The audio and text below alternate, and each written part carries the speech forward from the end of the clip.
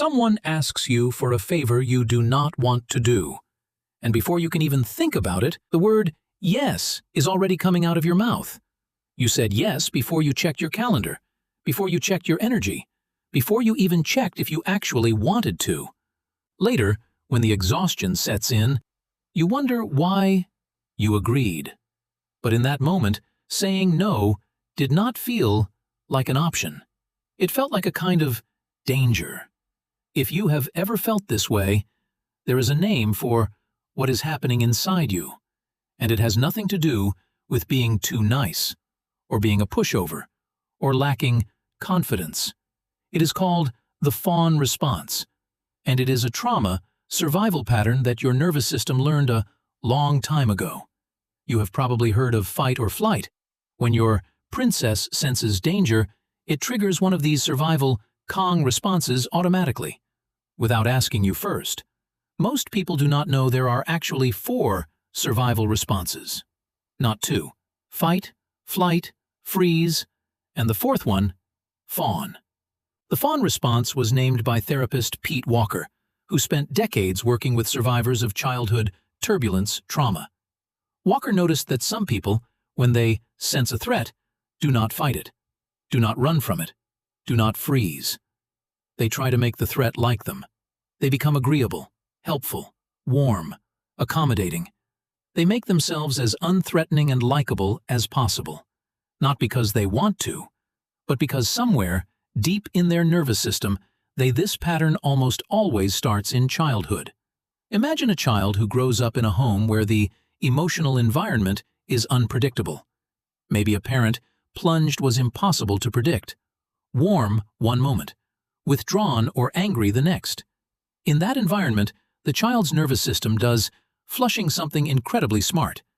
It learns to read the room, preventively, before anyone else even notices the shift. It learns that if you can sense someone's mood before ramifications and become what they need before they ask, while you can prevent the danger before it even arrives. This was not weakness. This was brilliant. In that environment, fawning worked. It kept the child prerequisite. It preserved the attachment. It reduced the threat. The problem is what happens next. Danger is gone, but the nervous system does not get the memo. Survival strategy that once protected you keeps running. In every relationship, every workplace, every friendship, even when nobody is threatening you, even when everyone around you is completely safe. It looks like in adult life. You say yes to things that drain you because the idea of saying no fills you with anxiety. You apologize constantly, even for things that were not your fault. You feel responsible for other people's emotions. If someone is upset in the room, it must be because of you. You find it almost impossible to ask for what you need. You lose track of your own opinions because you have spent so long adjusting to everyone else's.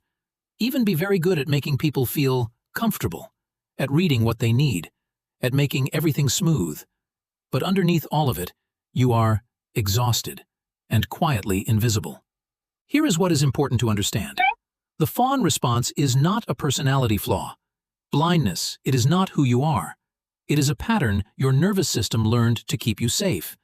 And any pattern that was learned can be unlearned. The first step is the hardest, and it is simply this: noticing.